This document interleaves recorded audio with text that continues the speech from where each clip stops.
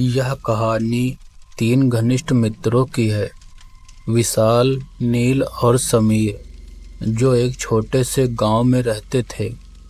उनका गांव घने जंगलों से घिरा हुआ था और यह गांव एक अजीब रहस्य और भय से भरा हुआ था।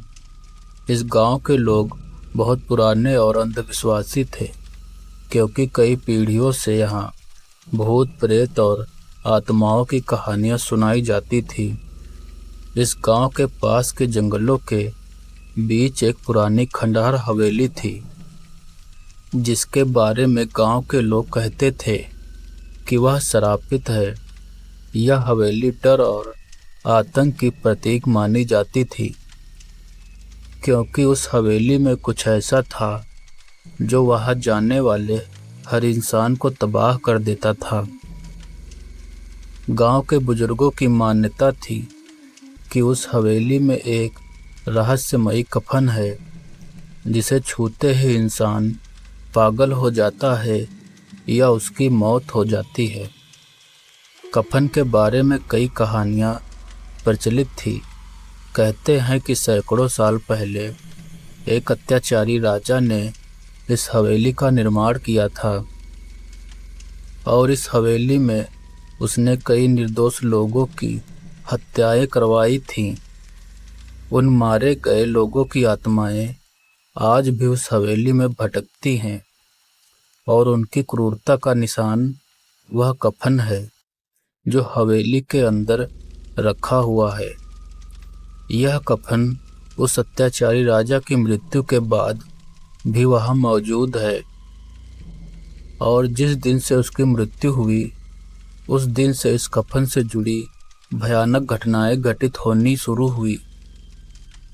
तीनों दोस्त इन कहानियों पर ज़्यादा विश्वास नहीं करते थे। विशाल, जो तीनों से सबसे अधिक साहसी था, अक्सर ऐसी कहानियों का मजाक उड़ाया करता था। वह हमेशा कहता था कि यह सब बुजुर्गों की गढ़ी हुई बातें हैं, ताकि लोग डर कर यहाँ से न जाएं। नील और समीर हालांकि अंदर से थोड़ा डरते थे, पर विशाल के साहस और उत्साह ने उन्हें भी इन बातों को हंसी में उड़ा देने पर मजबूर कर दिया। एक दिन तीनों दोस्तों ने तय किया कि वे इस हवेली का रहस्य जानने जाएंगे। यह विचार उनके दिमाग में लंबे समय से था, लेकिन इस बार विशाल ने साफ साफ कह दिया, अब और इंतजार नहीं, हम कल सुबह ही उस हवेली में जाएंगे और देखेंगे कि वहाँ ऐसा क्या है जिससे लोग इतना डरते हैं। नील और समीर ने उसे थोड़ा हिचकते हुए समर्थन दिया, लेकिन उसके मन में अजीब सा डर था। रात को सोने से पहले नील ने कहा, मुझे इस प्लान के बारे में कुछ ठीक नहीं लग रहा। गांव वाले भी हमेशा यही कहते हैं कि वहां जाना खतरनाक है। पर विशाल ने उसे हंसी में टालते हुए कहा, अरे तुम इतनी छोटी बातों पर डर रहे हो, यह बस कहानियां हैं जिनसे गांव वाले हमें डराना चाहते हैं। अगली सुबह तीनों दोस्तों ने अपने जरूरी सामान इकट्ठा किया और साहसिक यात्रा पर निकल पड़े। उनके साथ न तो कोई हथियार था और न ही कोई सुरक्षा का साधन, सिवाय उनके साहस और उत्साह के। गांव से हवेली तक जाने का रास्ता बहुत कठिन था। यह रास्ता एक घने जंगल के बीच से गुजरता था, जहां बड़े बड़े पेड़ आसमान से बातें करते थे और सूरज की रोशनी भी मुश्किल से जमीन तक पहुंच पाती थी। यह जंगल गांव वालों के लिए भय का कारण था, क्योंकि यहाँ अक्सर भूत प्रेत की घटनाएं होने की बातें सुनी जाती थीं। जैसे जैसे वे आगे बढ़े, रास्ता और भी सकरा और अंधेरा होता गया। पक्षियों की आवाज़ें धीमी हो चुकी थीं और हवा में अजीब सी ठंडक बढ़ रही थी। तीनों के मन में हल्की घबराहट थी, लेकिन वे एक दूसरे को हिम्मत देते हुए चलते रहे। नील ने एक बार पीछे मुड़कर देखा तो उसे ऐसा लगा जैसे कोई उनकी ओर देख रहा हो, लेकिन जब उसने ध्यान से देखा तो कुछ नहीं दिखाई दिया। समीर ने कहा, इस जंगल में कुछ तो अजीब है, यह रास्ता मुझे ठीक नहीं लग रहा। विशाल ने उसे शांत करने के लिए कहा, तुम लोग बस सोचते ज़्यादा हो, चलो जल्दी चलते हैं, हमें हवेली तक पहुंचना है। कई घंटे चलने के बाद आखिरकार उन्हें हवेली की पहली झलक मिली। वह एक बड़ी और भयानक हवेली थी जो जंगल के बीचों बीच स्थित थी। हवेली इतनी पुरानी और जर्जर हो चुकी थी कि उसकी दीवारों पर काई जम चुकी थी और खिड़कियां टूट चुकी थीं। हवेली के चारों ओर जंगली बेलों ने कब्जा कर लिया था और जगह जगह झाड़ियों ने दीवारों को ढक रखा था। हवेली को देखते ही नील और समीर के मन में डर की लहर दौड़ गई, लेकिन विशाल ने हिम्मत के साथ कहा, यही वो हवेली है, अब हमें देखना है कि इसमें आखिर ऐसा क्या है जो लोग इससे डरते हैं। हवेली के करीब पहुंचते ही उन्हें महसूस हुआ कि हवा अचानक बहुत ठंडी हो गई है। एक अजीब सी सनसनाहट महसूस हो रही थी, जैसे कोई अदृश्य शक्ति उन्हें देख रही हो। विशाल ने दरवाजे पर जोर से धक्का दिया और दरवाजा चरमराता हुआ खुल गया। हवेली के अंदर का नज़ारा और भी भयानक था। दीवारों पर मकड़ियों ने मोटे मोटे जाले बुन रखे थे और फर्श पर धूल और गंदगी की मोटी परत जमी हुई थी। हवेली के अंदर अंधेरा था और वहाँ की हवा में अजीब सी ठंडक थी। अंदर चारों ओर सन्नाटा था, बस उनकी सांसों की आवाज़ ही सुनाई दे रही थी। दीवारों पर कुछ पुरानी तस्वीरें लटकती थीं, जिनमें लोग धुंधले और डरावने दिखाई दे रहे थे। उनकी आंखें सीधे दोस्तों की ओर देख रही थीं, जैसे वे उन पर नज़र रख रहे हों। नील और समीर ने महसूस किया कि जैसे कोई उन्हें देख रहा हो। कमरे के बीचों बीच एक पुराना टूटा हुआ ताबूत रखा था। ताबूत के पास एक धूल से ढकी अलमारी थी, जिसमें कई पुरानी किताबें और वस्त्र रखे थे। लेकिन इन सब चीज़ों के बीच एक चीज़ थी जिसने तीनों की नज़रें अपनी ओर खींच ली, एक पुराना सफ़ेद कफन।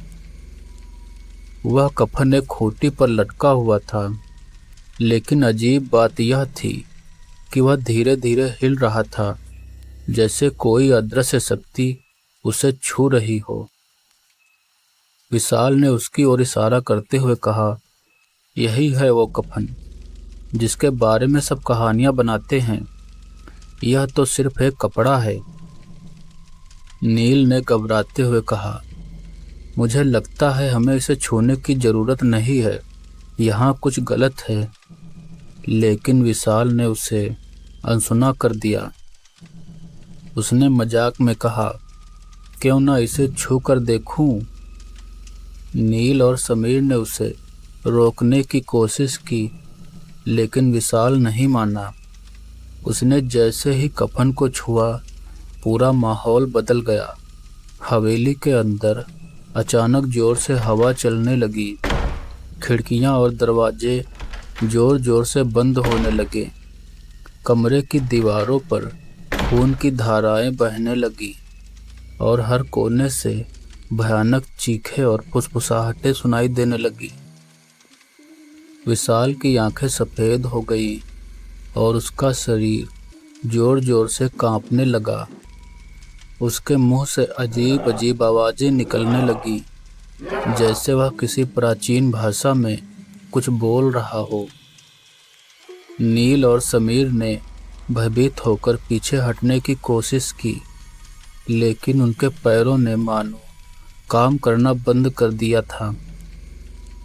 विशाल का शरीर धीरे धीरे हवा में उठने लगा और उसके चेहरे पर एक अजीब सी हंसी थी। उसके हाथ पैर झूल रहे थे, जैसे किसी अदृश्य शक्ति ने उसे पकड़ लिया हो। नील और समीर अब पूरी तरह डर के मारे कांप रहे थे। कमरे की दीवारों से खून टपक रहा था और हवेली के हर कोने से डरावनी आवाजें आ रही थी। चारों ओर से अजीब अजीब चेहरे उभरने लगे जो उन्हें घूर रहे थे।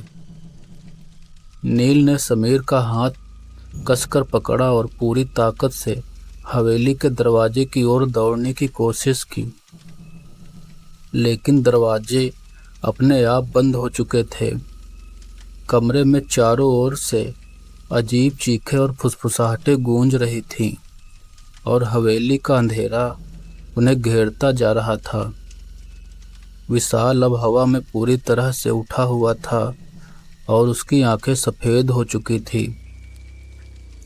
उसकी हंसी धीरे धीरे और भी डरावनी होती जा रही थी, मानो वह खुद कोई आत्मा बन चुका हो।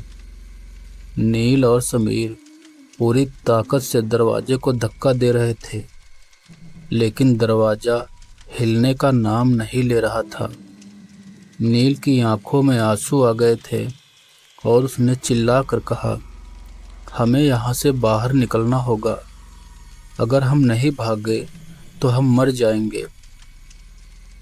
समीर ने भी पूरी ताकत से दरवाजे को धक्का दिया और अचानक दरवाज़ा चरमराता हुआ खुल गया। दोनों दोस्त किसी तरह बाहर की ओर भागे। हवेली के बाहर निकलते ही उन्हें लगा जैसे उनकी आत्मा वापस उनके शरीर में लौट आई हो। हवेली के अंदर से अब भी विशाल की भयानक चीखें सुनाई दे रही थीं, जो धीरे धीरे शांत हो गई। नील और समीर ने पीछे मुड़कर देखा, लेकिन हवेली के दरवाजे पूरी तरह बंद हो चुके थे। अब हवेली के अंदर से कोई आवाज़ नहीं आ रही थी। विशाल वहीं हवेली के अंदर रह गया था।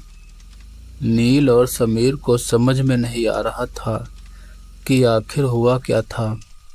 उनका दोस्त कहीं गायब हो गया था और हवेली में घटी भयानक घटनाओं ने उन्हें पूरी तरह हिलाकर रख दिया था। नील ने कांपते हुए कहा, हमें वापस गांव चलना चाहिए। यहाँ कुछ बहुत भयानक हुआ है, हमें गांव वालों को बताना होगा। समीर ने सहमति में सिर हिलाया, लेकिन दोनों के चेहरे पर गहरा भय और गिल्ट था कि वे विशाल को छोड़कर भाग आए थे। गांव वापस लौटने पर नील और समीर ने गांव वालों को सारी घटना बताई। गांव के बुजुर्गों ने उनकी बात ध्यान से सुनी और गंभीरता से कहा, हमने पहले ही चेतावनी दी थी कि उस हवेली में मत जाओ, वह श्रापित है। जो वहां जाता है वह कभी वापस नहीं आता। अब विशाल भी उस कफन के जाल में फंस चुका है। गांव के लोग पहले से ही इस हवेली की कहानियों से परिचित थे।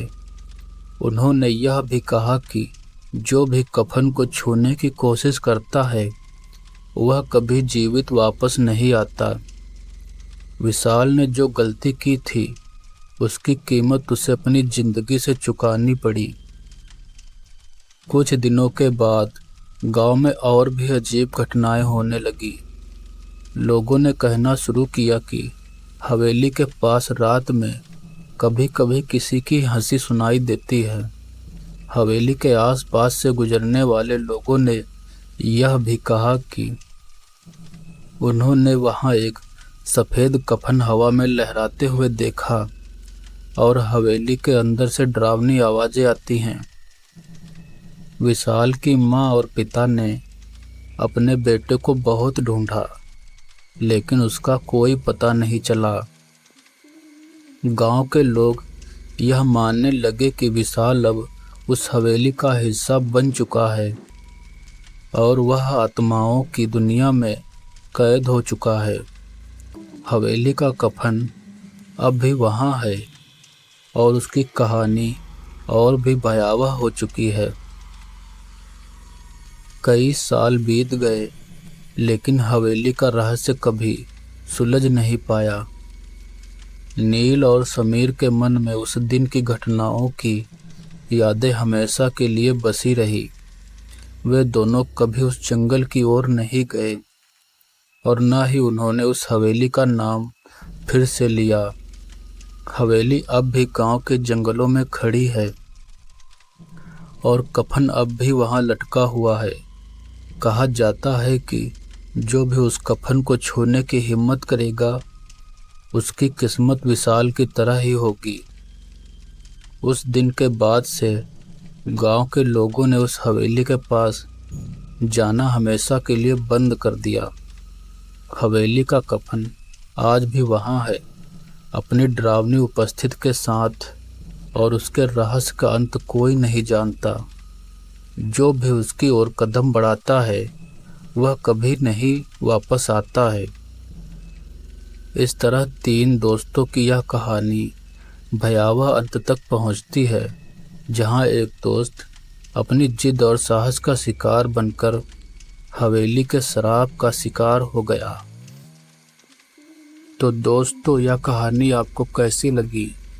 अगर यह कहानी आपको पसंद आई हो तो लाइक कमेंट करें और ऐसी ही कहानियाँ सुनने के लिए हमारे चैनल को आज ही सब्सक्राइब करें।